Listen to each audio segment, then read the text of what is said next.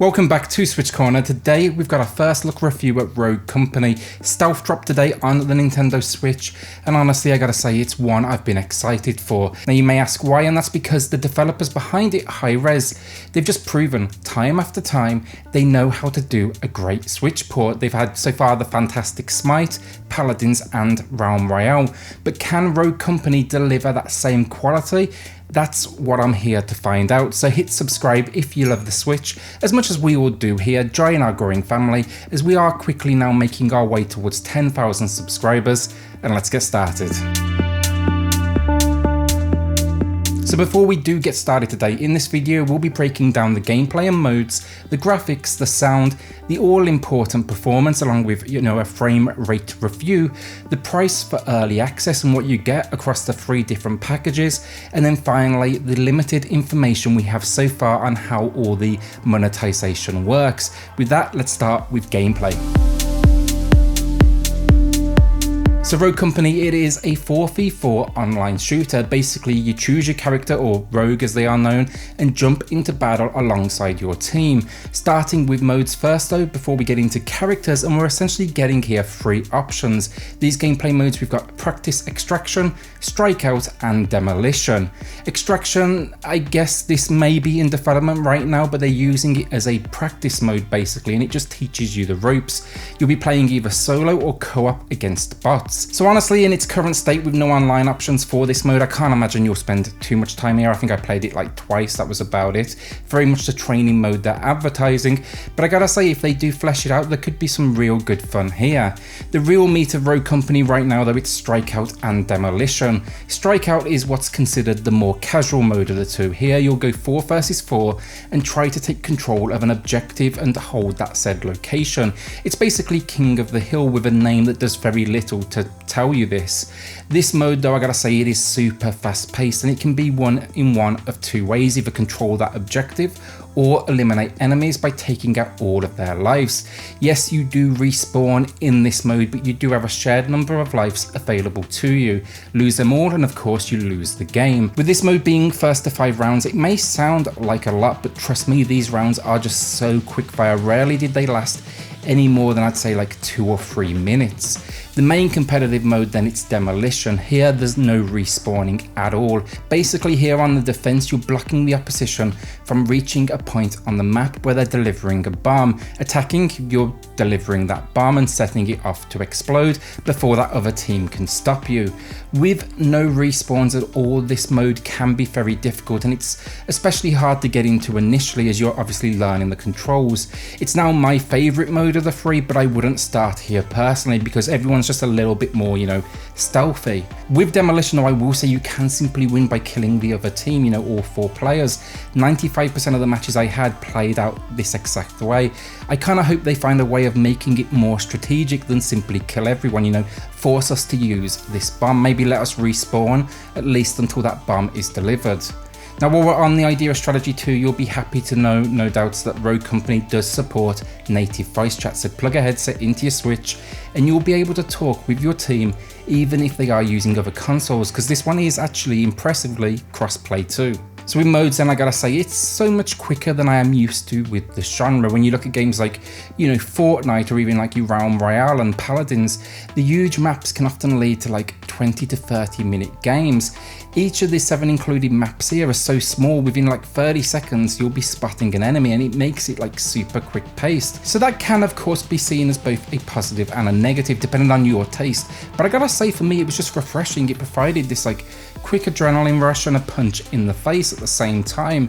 Would I like more modes? For sure, but as a starting point right now, it's solid stuff, and I can see people getting quickly addicted to this one with how frantic it all is. Before you know it, you're pressing enter the lobby to get into that next game, and you're leveling up and it's rewarding you, and it just feels really good. It's giving you that badge of honor at a very quick pace. So with controls then, it's simple stuff: left trigger to aim, right to shoot. You have abilities like grenades that are attached to the L and R trigger, and then the maps, you can kind of interact with the occasional thing, mainly zip lines. There's also a diving roll here, so you can kind of get out the way, so I think Gears of War. And there's no cover or anything, this isn't designed in that sort of stealthy kind of gameplay. This is just fast paced, third person shooting. The only real hiding you can do here is there is a crouch maneuver. So my favourite part of Rogue Company is the roster of characters and the creative approach they've taken to weapons and abilities. Here in Rogue Company you obviously get your primary gun, your secondary gun, but then you also get two abilities. One will be some sort of attack, the other will be more passive.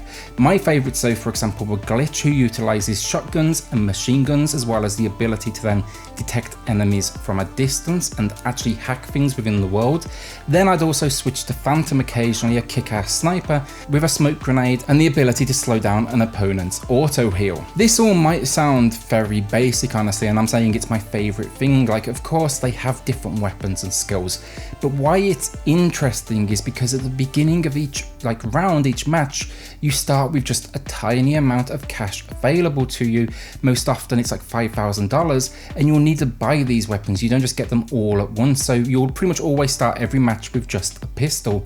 After this first round as a team, then you'll be awarded a little bit more cash, so maybe now you could add a grenade or even a machine gun to your armory. And that's the same again then, each and every round. Not only can you buy weapons though, but perks for your character, as well as leveling up each weapon. So for example, I pretty much always would upgrade the recoil on my machine gun. It's a really interesting system that not only rewards success, but also means everyone is leveling up at the same speed, and you can kind of design a character that fits your playstyle. Also, you're not out hunting for weapons. Yes, you can pick them up off of opponents, but I like to stick to one gun because I just get better and better with it.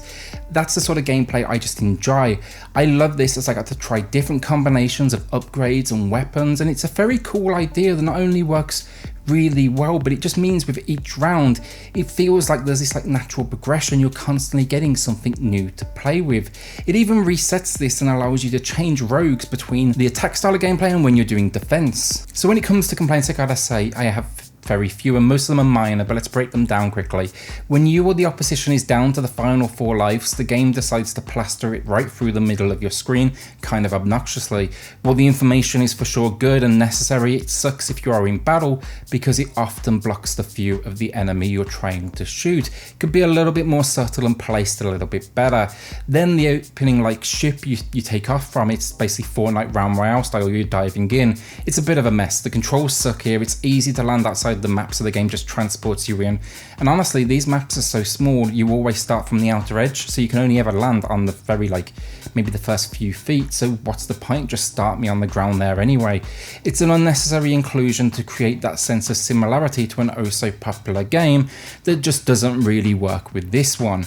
My final probably 2 issues then as well. I suffered one glitch, only once, and nothing major, but I didn't jump out the ship in time. I was stuck in the store doing things like upgrades. Normally at this point it would just teleport you down to the ground, but instead it kept me trapped in the sky in an invisible ship. Couldn't die or anything, couldn't fire my gun or throw my grenade, so I just kind of had to wait it out.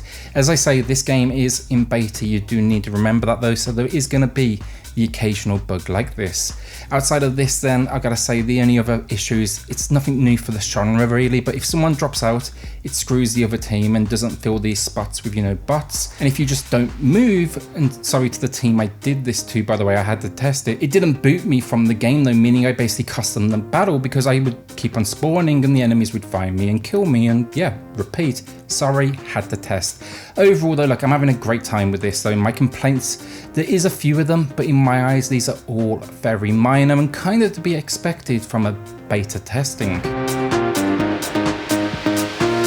So graphically speaking then, while it's not the most detailed of worlds, I gotta say it's still decent looking for an online experience. So many online shooters, they suffer with draw distance and shadows and the like down to the size of these maps. And perhaps the biggest strength of Rogue Company is its reliance on a smaller location, because I found very few of those problems in the visuals. Yes, there will be the occasional bit of popping, the occasional bit of pixelation and blur, but really very little is wrong with it. Overall as well, the variety in these maps, I loved it, from docked ships to cities in the sky to towns you'd no doubt find somewhere in Europe. Even the guns, they come with some pretty cool and unique designs. If I had any complaints, I'd say the intro as it introduces the players, kind of cool. They're walking in slow motion, things like a weird version of Baywatch with guns.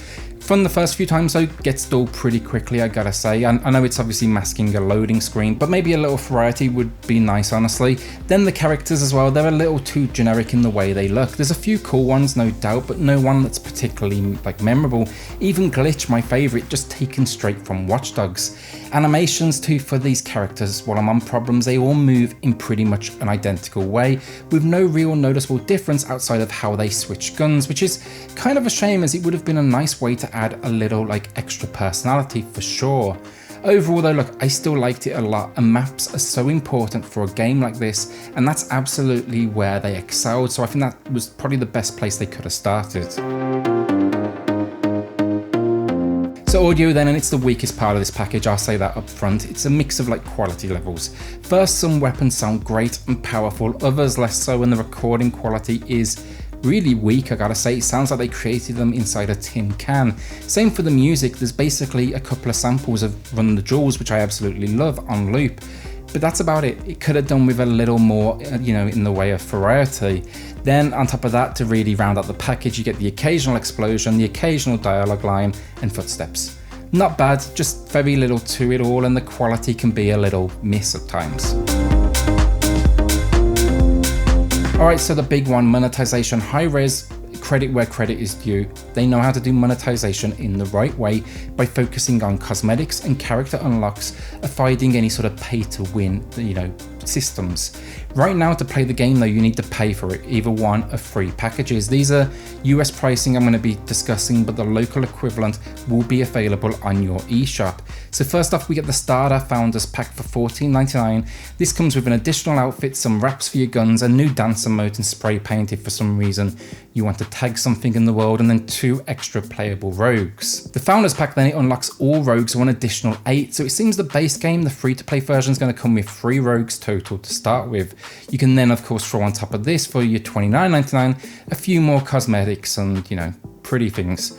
Finally, $59.99, the Big Daddy, the Ultimate Founders Pack, and this one just adds even more, cosmetics and junk on top that you'll probably never use, alongside $1,500, which would cost you typically in real world cash $15. So that's where most of your cash is going. I can't recommend this last one though, way too expensive unless you love like exclusive cosmetics. For me, really, the decision here comes down to the first 2 options. Do you want to grind it out in game and get the true experience? Then go $14.99 and grind it out, earning a few extra rogue bucks each and every map to unlock that next rogue, or complete the daily objectives, which will refresh as well each and every day, giving you like this bonus drop of bucks. If you just kind of want to play the game like me, because that grind is very much going to be real, go $29.99 and unlock everyone immediately. Now, if you don't want to pay anything, but you're concerned you're going to be waiting forever to play the game, I can't tell you, sadly. Hi-Rez have not revealed the free-to-play release date, but I can at least give you this clue. Hi-Rez normally move quickly. Paladins, I paid, downloaded it, got all of the characters and warriors, but within 6 weeks it was already like free-to-play, so if you're unsure, I'd say probably just wait it out for a little bit. I don't think the free-to-play is too far off.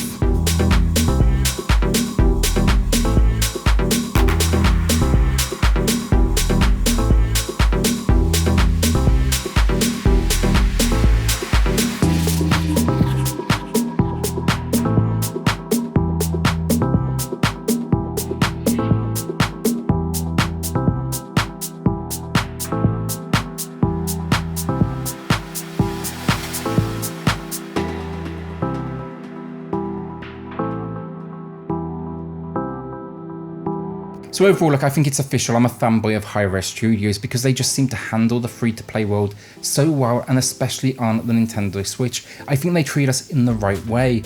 In my opinion, honestly, Paladins is the best online multiplayer shooter on the console, hands down, and they just seem to have the kind of formula to deliver perfected at this point. 60 frames per second, stable graphics with very little pop-in, fun gameplay modes, fair monetization. My biggest compliment to any free-to-play or early access like this one is, would I feel comfortable dropping a bit of cash on something cosmetic to support the devs? Because honestly, I really don't care how my character looks or if my gun is flashy and wrapped in something stupid. I do it because I feel like I owe them that respect, and this is a case where I can say I absolutely do, and I will be picking up probably like $10 worth of coins. Only a few games have done that on the Switch so far for me though. You got Paladins, Realm Royale and Warframe. Now though, welcome to the club, Rogue Company. It's a beta, so I don't think it's fair to give like a definitive score. It's such a, an individual experience of what you are looking for. Maybe the skills will put you off, or the constantly leveling up weapons between rounds, or that stupid jumping into the map for absolutely zero reason other than to maybe trick a few people into thinking it's like Fortnite. I hope that doesn't put people off though, because honestly, it's a very, very different kind of experience. Right now, for me personally though, I'd say in my head it's going to be like an 8 out of 10. And if you're even slightly curious, I'd say give it a go, if not now, when it's free. It's in its early stages though, 2 real modes, 7 maps, and generic characters. But overall, I can say this, I had a lot of fun with it, and it's a hell of a foundation for them to start from. I know something though, I'll be returning to this one, there's no doubt about it, and I'll be keeping a close eye on where it goes. Thanks for watching. If you do have any questions, let me know in the comments below. It's been a little bit of a different video compared to like my normal review, but I just try to get all the questions answered that I always see on these free-to-play videos. Quick shout out then to the patrons of the channel who are just going above and beyond with their support. I truly do appreciate it. If you want to check that out for yourself, I've pinned it in the video description below, and thank you so much. Otherwise, hit subscribe if you love the Switch as much as we all do here. Join our growing family, and I'll see you all on the next video. Thanks everyone.